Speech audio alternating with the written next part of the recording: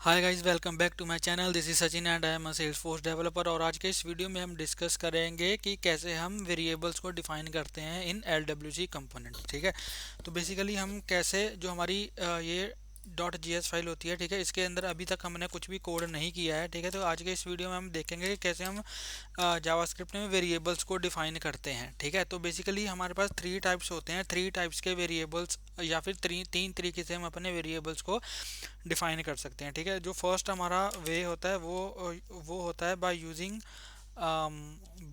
Late. ठीक है, by using let keyword. ठीक है, एक लेट कीवर्ड का यूज़ करके हम करते हैं। ठीक है, एक वेर कीवर्ड का यूज़ करके हम वेरिएबल्स को डिफाइन करते हैं, और जो लास्ट होता है वो होता है हमारा const keyword.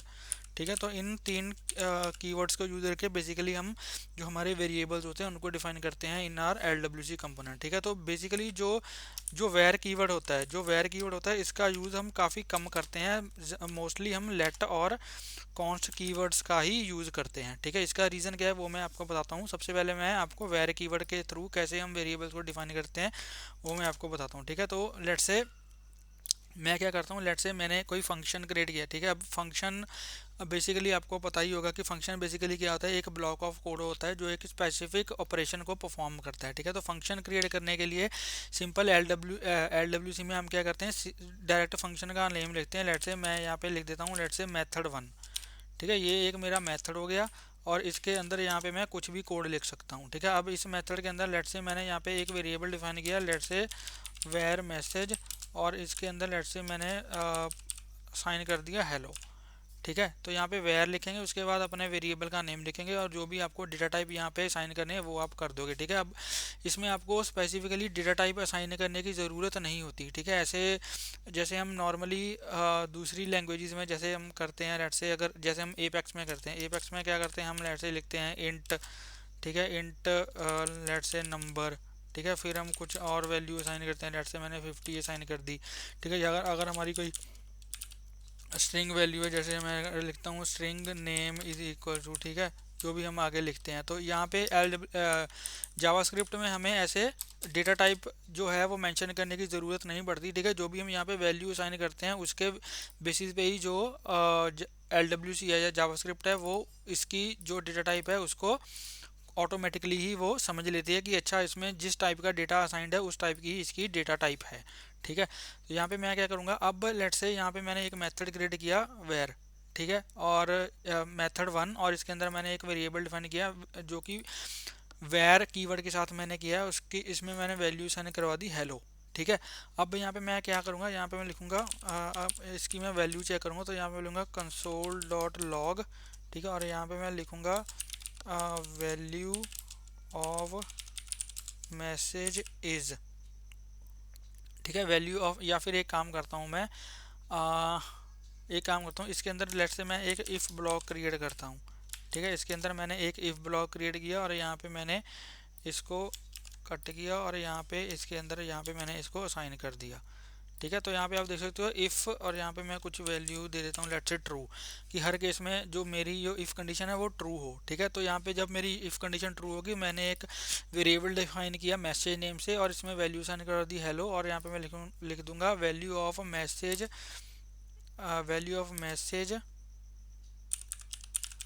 Inside if block is equals to. ठीक है, और यहाँ पे मैंने लिख दिया लेट्स से मैसेज। ठीक है, या फिर यहाँ पे this let's say this dot message. ठीक है, तो LWC में बेसिकली क्या होता है, जिस भी आप वेरिएबल को, ठीक है, जो जो आपने वेरिएबल यहाँ पे डिफाइन किया है उसको आप दिस दिस कीवर्ड के साथ आप डिनोट करते हो। ठीक है, ठीक है जी, तो यहाँ पे इसको मैंने ऐसे कर दिया। लेट से अगर मैं इसको इसको अभी के लिए दिस को यहाँ से हटा के रख, इसको इसको दिस को ऐसे ही रहने देते हैं। ठीक है, इसको मैंने कॉपी किया, कॉपी करने के बाद यहाँ पे इसको मैंने इफ ब्लॉक के बारे यहाँ पे पेस्ट कर दिया, और यहाँ पे मैं लिख देता हूँ outside value of message, value of message outside of if, inside if block is outside of, outside is if block is. ठीक है, इसको छोड़ो, टेक्स्ट वगैरह को अभी इसको इतना ध्यान में मत दो। तो यहाँ पे मैंने क्या किया, एक वेरिएबल डिफाइन किया वेर कीवर्ड से, और इसको मैंने सबसे पहले इसकी जो वैल्यू है इफ ब्लॉक के अंदर मैंने प्रिंट करवाई, उसके बाद इफ ब्लॉक के बाहर प्रिंट करवाई। ठीक है, अब मैं आपको यहाँ पे दिखाना क्या चाहता हूँ कि जो वेर कीवर्ड के साथ जो भी हम वेरिएबल को डिफाइन करते हैं उसका जो स्कोप होता है वो फंक्शन फंक्शन स्कोप होता है। फंक्शन स्कोप का मतलब कि जिस फंक्शन के अंदर मैंने उसको डिफाइन किया है, ठीक है, उस फंक्शन में मैं किसी भी लोकेशन पे उस वेरिएबल को एक्सेस कर सकता हूँ। ठीक है, ऐसे नहीं है कि अगर मैंने इस इफ ब्लॉक के अंदर ही उसको डिफाइन किया तो मैं सिर्फ इफ ब्लॉक के अंदर ही उसको एक्सेस कर सकता हूँ, नहीं। मैंने मेथड वन के अंदर इसको डिफाइन किया है, तो मेथड वन के अंदर मैं कहीं पे भी इस वेरिएबल को मैं एक्सेस कर सकता हूँ। ठीक है, अगर मैं इसको डिप्लॉय करूँ, इसको मैं डिप्लॉय करता हूँ, ओके, यहाँ पे मुझे इसको थोड़ा चेंज करना पड़ेगा, तो इसको मैंने कमेंट किया, ठीक है, कंट्रोल शिफ्ट पी किया। अब इसको जो ये मेरी फाइल जो है वो यहाँ पे डिप्लॉय हो चुकी है। ठीक है, अब मुझे क्या करना पड़ेगा, यहाँ पे मैंने इस फंक्शन को कहीं पे अभी कॉल नहीं किया है, तो मैं यहाँ पे क्या करूँगा, मैं यहाँ पे कनेक्टेड कॉलबैक मेथड का यूज़ करूँगा। कनेक्टेड कॉलबैक हमारा जो होता है वो लाइफ साइकिल हुक होता है हमारे LWC में। ठीक है, ये इसके आगे जो लाइफ साइकिल हुक्स और भी होते हैं उनको मैं आगे चल के आपको डिटेल में डिस्कस करूंगा। तो कनेक्टेड कॉल बैक बेसिकली अभी कह रहा आपको थोड़ा बता देता हूँ मैं। कनेक्टेड कॉल बैक ये कब कॉल होता है, जब हमारा जो कंपोनेंट है ये डॉम में इंसर्ट होता है। ठीक है, तो जैसे ही हमारा जो कंपोनेंट है ये डॉम में इंसर्ट हुआ, या हमारा जब डॉम जब हमारा हाँ जो हमारा कंपोनेंट जब डॉम में जब इंसर्ट हुआ, तब हमारा जो कनेक्टेड कॉल बैक है वो ऑटोमेटिकली कॉल हो जाता है। ठीक है, तो इसके अंदर यहाँ पे मैं क्या करूँगा, इसके अंदर मैं दिस डॉट जो हमारा मेथड वन है इसको यहाँ पे मैं कॉल करवा दूंगा। ठीक है, तो जब भी हमारा कनेक्टेड कॉल बैक मेथड जो है वो एग्जीक्यूट होगा, हमारा ये मेथड वन जो है ये भी एग्जीक्यूट हो जाएगा। ठीक है, और कनेक्टेड कॉल बैक ये ऑटोमेटिकली ही जो है वो कॉल होता है, इसको हमें खुद से कॉल नहीं करना पड़ता। ठीक है जी, तो जब भी हमारा जो कंपोनेंट है, ठीक है, वो डॉम में इंसर्ट होता है, तब हमारा जो कनेक्टेड कॉल बैक है वो एग्जीक्यूट हो जाता है। तो यहाँ पे मैं क्या करता हूँ, इसको दोबारा से जो है वो मैं डिप्लॉय करता हूँ। एक तो ये इसमें बड़ा इशू है, इसको मुझे दोबारा से वैसे ही करना पड़ेगा। ठीक है, ये सेम कॉन्फ़िगरेशन के साथ डिप्लॉय होता नहीं है, पता नहीं इसमें क्या इशू है, तो मुझे यहाँ पे हर बार इसको डिप्लॉय करने से पहले इसको चेंज करना पड़ता है। ठीक है, अब ये डिप्लॉय हो चुका है। अब मैं चलता हूँ अपने कंपोनेंट में, यहाँ पे मैं अपने कंपोनेंट में आ चुका हूँ। ठीक है, अब मैं क्या करता हूँ, अब मैं इसको इंस्पेक्ट करता हूँ ताकि आपको कंसोल में मैं जो इसकी वैल्यू है वो मैं दिखा पाऊँ। ठीक है, मैंने इसको इंस्पेक्ट किया, इसको मैं दोबारा से रिफ्रेश करूंगा, तो जैसे ही हमारा जो कंपोनेंट है वो डॉम में इंसर्ट होगा, हमारा जो कनेक्टेड कॉलबैक मेथड है वो यहाँ पे एग्जीक्यूट हो जाएगा। ठीक है, तो हाँ, तो यहाँ पे आप देख सकते हो value of message inside if block is hello, value of message outside if block is hello. ठीक है, तो यहाँ पे जो आप देख पा रहे हो कि जो ये मेरा वेयर के साथ जो मैंने डिफाइन किया है वेरिएबल को, वो आउटसाइड ऑफ इफ ब्लॉक भी जो है वो एक्सेसिबल है।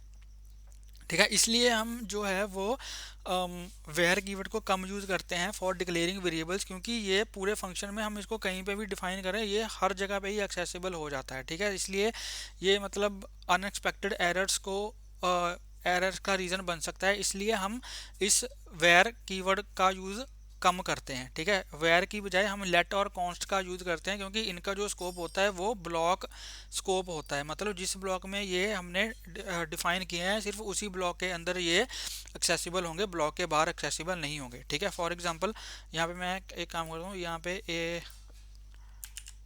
ऐसे ही मैं दो मेथड और क्रिएट करता हूँ।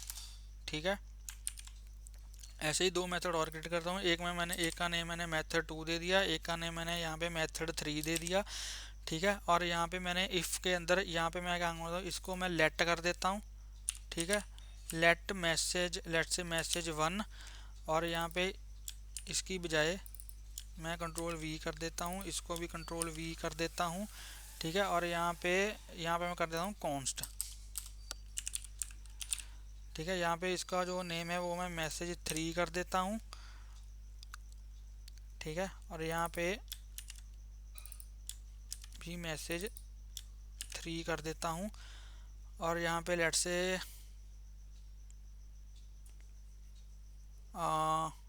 एक काम करते हैं, इसको भी यहाँ पे मुझे इसका जो टेक्स्ट है वो भी चेंज करना पड़ेगा। यहाँ पे मैंने मैसेज 1 कर दिया। ठीक है, यहाँ पे भी मैंने मैसेज 1 कर दिया, यहाँ पे भी मैंने मैसेज लेट से सॉरी मैसेज 1 और यहाँ पे लेट से मैसेज 2 कर देता हूँ मैं।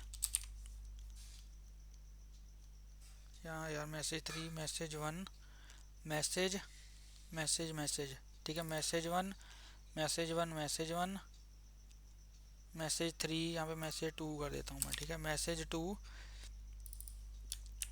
और यहाँ पे भी कर दिया मैंने मैसेज 2 और यहाँ पे भी मैंने कर दिया मैसेज 2।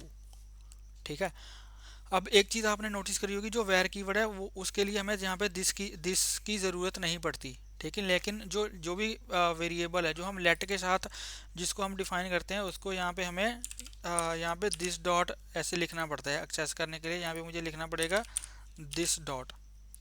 ठीक है, और कॉन्स्ट जो हमारा होता है, जिस वेरिएबल को हम कॉन्स्ट के साथ डिफाइन करते हैं उसको भी एक्सेस करने के लिए यहाँ पे हमें दिस की ज़रूरत नहीं पड़ती है। ठीक है, तो यहाँ पे मैं काम करता हूँ। अब इन सभी मेथड्स को यहाँ पे मैं, और जो मेथड हमने डिफाइन किया क्लास के अंदर उसको कॉल करने के लिए भी यहाँ पे हम दिस कीवर्ड का यूज़ करते हैं। ठीक है, तो यहाँ पे लिखूँगा दिस डॉट और यहाँ पे लिखूँगा मेथड 2।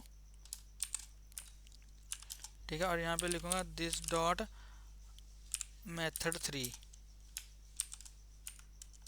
ठीक है, तो तीनों मेथड्स को हमने यहाँ पे जो है वो कॉल कर लिया है। ठीक है, अब मैं क्या करता हूँ, इसको मैं डिप्लॉय करता हूँ।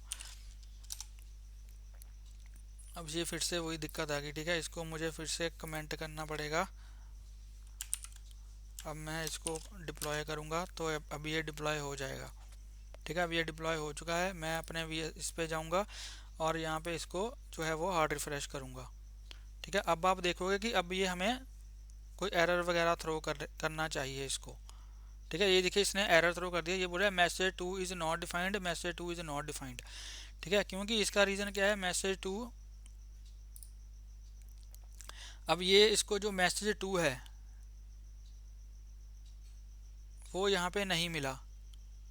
मैसेज 2 जो है इसको यहाँ पे नहीं मिला। मेथड 2 कॉल हुआ, मेथड 2 में इसने,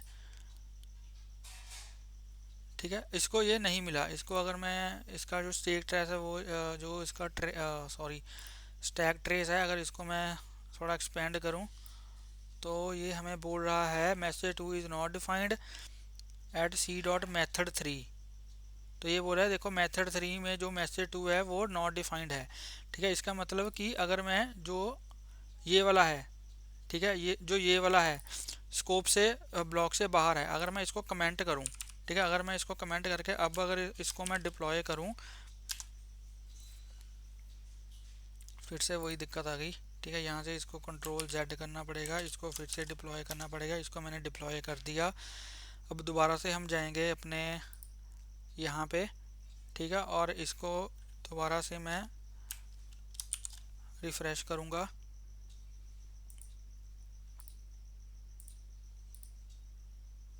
इसको मैंने रिफ्रेश किया तो अब इसको डिफरेंट एरर देना चाहिए अगर कोई है। ठीक है, तो अब इसने हमें एरर नहीं दिया। अब इसने हमें एरर नहीं दिया।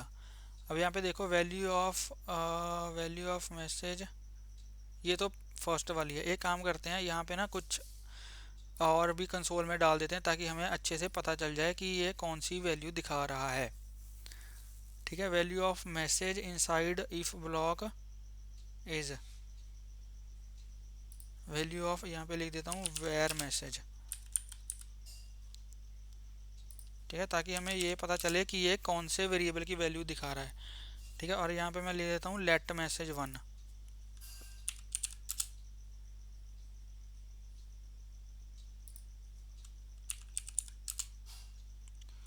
और यहाँ पे मैं लिख देता हूँ कॉन्स्ट मैसेज 2। ठीक है, इसको दोबारा से डिप्लॉय करते हैं एक बार फिर से। इसको जो है वो मैं कर दूं ज़रा पहले जैसा, इसको डिप्लॉय करता हूँ। डिप्लॉय हो गया, यहाँ पे गया, इसको मैंने दोबारा से रिफ़्रेश किया। अब देखते हैं कि हमें क्या वैल्यू मिलती है। तो यहाँ पे आप देख सकते हो मैसेज ऑफ वेयर वेयर वाला तो इनसाइड आउटसाइड दोनों में हमें एक्सेसिबल है। उसके बाद आप देख सकते हो let message one inside inside if block is undefined, outside of if block is undefined, और कॉन्स्ट वाला यहाँ पे हेलो हमें दिखा रहा है। कॉन्स्ट वाला ये अनडिफाइंड अनडिफाइंड वैल्यू क्यों वैल्यू दे रहा है, इसकी अनडिफाइंड क्यों दे रहा है ये, इसको थोड़ा देखना पड़ेगा। अनडिफाइंड वैल्यू ये इसलिए दे रहा है क्योंकि अनडिफाइंड वैल्यू ये इसलिए हमें दे रहा है लेट मैसेज वन, क्योंकि यहाँ पे हमें क्या करना पड़ेगा, पहले मैसेज को पहले इसको ऐसे करना पड़ेगा। ठीक है, लेट मैसेज वन इसको हमने डिफाइन कर दिया। अब हमें यहाँ पे करना पड़ेगा this dot message one is equal to hello. ठीक है, और इसको हमने स्कोप के अंदर पहले प्रिंट करवाया, फिर इसको हमने स्कोप के बाहर प्रिंट करवाया, मतलब कोड के ब्लॉक के बाहर प्रिंट करवाया। ठीक है, अब अगर इसको मैं डिप्लॉय करता हूँ, इसको दोबारा से ऐसे करके, अब मैं अगर इसको डिप्लॉय करता हूँ, डिप्लॉय कर दिया। अब अगर मैं इसको रिफ्रेश करूँ तो अब देखते हैं कि क्या होता है।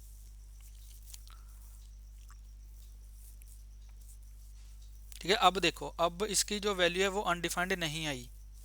ठीक है, अब वैल्यू अनडिफाइंड नहीं आई क्योंकि हमने पहले उसको डिफाइन किया फिर उसको इनिशियलाइज किया। और जो वैल्यू ऑफ लेट में से आउटसाइड ऑफ इफ, ये आउटसाइड ऑफ इफ ब्लॉक भी एक्सेसिबल हो रहा है, हमें आउटसाइड ऑफ इफ ब्लॉक भी जो है वो एक्सेसिबल हो रहा है।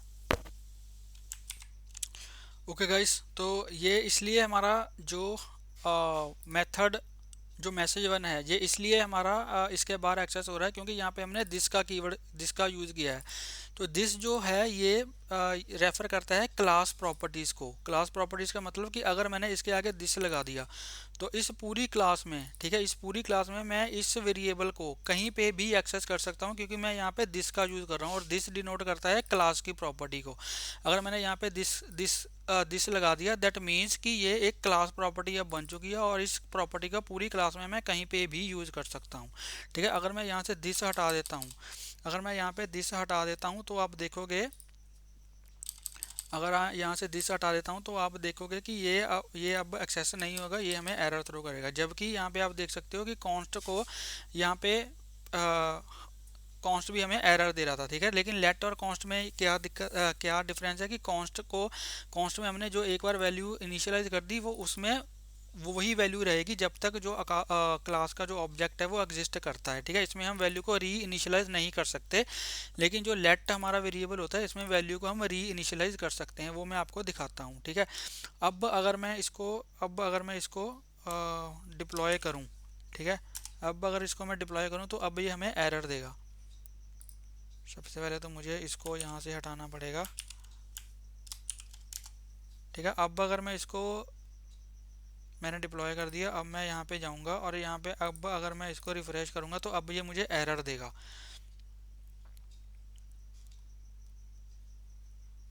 ठीक है, इसने हमें एरर दे दिया message one is not defined. ठीक है, क्योंकि अब यहाँ पे इसको मैसेज वन जो है वो नहीं मिल रहा है क्योंकि अब ये एक क्लास की प्रॉपर्टी नहीं है। ठीक है, ये पहले एक्सेस कैसे हो रहा था क्योंकि यहाँ पे मैंने दिस का यूज़ किया था और दिस का मतलब कि ये एक क्लास प्रॉपर्टी बन जाता है और फिर इस प्रॉपर्टी को मैं पूरी क्लास में किसी भी मेथड के अंदर और किसी भी जगह पे मैं एक्सेस कर सकता हूँ। ठीक है, लेकिन यहाँ पे आप देख सकते हो कि यहाँ पे ये जो वेर है, ठीक है, ये जो वेर है ये बिना ही किसी दिस कीवर्ड के हम एक्सेस कर पा रहे थे। ठीक है, और कॉन्स्ट में क्या होता है कि अगर लेट से कॉन्स्ट में यहाँ पे मैंने वैल्यू अब एक काम करता हूँ, लेट से यहाँ पे मैं इसको दिस कर देता हूँ। ठीक है, इसको दिस कर देता हूँ, इसको भी मैंने दिस कर दिया और यहाँ पे भी मैंने इसको दिस कर दिया, तो अब मैं इसको पूरी क्लास में यहाँ पे एक्सेस कर पाऊँगा। ठीक है, तो यहाँ पे मैं एक काम करता हूँ, यहाँ पे मैंने जैसे इसमें मैंने वैल्यू को यहाँ पे पहले इनिशियलाइज किया, अब लेट से इसकी मैं वैल्यू जो है वो मैं चेंज कर देता हूँ। ठीक है, लेट से यहाँ पे मैंने लिखा मैसेज टू में मैंने कोई और वैल्यू डाल दी, लेट से नमस्ते। ठीक है, मैंने ये वैल्यू डाल दी इसमें और अब मैं इसको यहाँ पे प्रिंट करूँगा। इसको कॉपी किया, यहाँ पे इसको मैंने पेस्ट कर दिया। ठीक है, मैसेज टू अगेन। ठीक है, यहाँ पे आप देखोगे अब देखते हैं कि इसको क्या होता है। अब अगर मैं दोबारा से इसको एक काम करता हूँ, इसको मैं दोबारा से कमेंट करता हूँ, इसको मैं डिप्लॉय करता हूँ। ठीक है, इसको मैंने डिप्लॉय किया। अब मैं यहाँ पे जाऊँगा, अब मैं दोबारा से इसको रिफ्रेश करूँगा।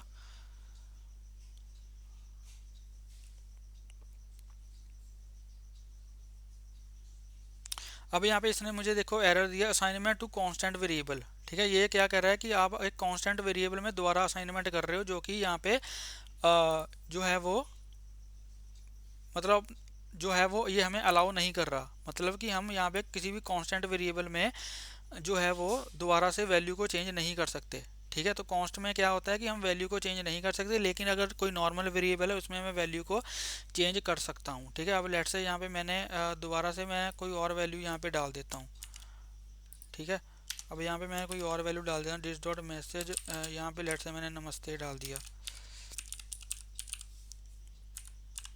ठीक है, और इसको यहाँ पे मैं एक्सेस कर रहा हूँ, तो यहाँ से इसको मैं काम करता हूँ, इसको यहाँ से मैं हटा देता हूँ। ठीक है, इन दोनों लाइंस को यहाँ से मैं हटा देता हूँ। अब इसको मैं जो है वो डिप्लॉय करूँगा। ठीक है, इसको मैं दोबारा से डिप्लॉय करूँगा, तो अब हमारा जो ये चल जाएगा। ठीक है, इसको मैं यहाँ पे गया, इसको कंट्रोल शिफ्ट आई किया और इसको यहाँ पे मैंने जो है वो एम्प्टी किया, इसको रिफ़्रेश किया। तो अब देखते हैं कि अब ये क्या हमें आउटपुट देता है। तो यहाँ पे आप देख सकते हो कि ये तो हमारा वेयर वाला ही है। ठीक है, अब यहाँ पे आप देख सकते हो लेट में इसने क्या किया, लेट में message one inside the if block पहले हेलो था, उसके बाद ये नमस्ते हो गया। मतलब इसकी वैल्यू हम चेंज कर सकते हैं, लेकिन कॉन्स्ट के केस में आपने देखा कि हम वैल्यू को चेंज नहीं कर सकते। ठीक है, तो ये बेसिकली ये डिफरेंस है वेयर में, लेट में और कॉन्स्ट में। ठीक है जी, और ऐसे इन इन कीवर्ड्स का यूज़ करके हम वेरिएबल्स को डिफाइन कर सकते हैं। वेयर को हम इसलिए नहीं यूज करते क्योंकि ये जो है बिना क्लास वेरिएबल के भी हर जगह पे, मतलब मेथड के अंदर कहीं पे भी हम इसको एक्सेस कर सकते हैं, लेकिन ये क्लास का वेरिएबल नहीं है। ठीक है, जब हम दिस लगा देते हैं तो जो वेरिएबल है वो क्लास का वेरिएबल बन जाता है और हम फिर उसको थ्रू आउट द क्लास कहीं पे भी उसको हम एक्सेस कर सकते हैं। ठीक है जी, तो ये था हमारा आज का वीडियो, जिसमें हमने देखा कि कैसे हम वेरिएबल्स को डिफाइन कर सकते हैं इन LWC। आई होप आपको ये वीडियो अच्छा लगा होगा। अगर आपको ये वीडियो अच्छा लगा हो तो प्लीज़ इस वीडियो को लाइक करें, शेयर करें और मेरे यूट्यूब चैनल को सब्सक्राइब करें और प्लीज़ बेल आइकन को हिट कर देना ताकि मेरी लेटेस्ट वीडियोस की नोटिफिकेशन आपको मिलती रहे और आपसे कोई वीडियो मिस ना हो। मिलते हैं एक नए वीडियो में एक नए टॉपिक के साथ, तब तक के लिए हंसते रहिए, मुस्कुराते रहिए, सीखते रहिए और सिखाते रहिए। Thank you for watching.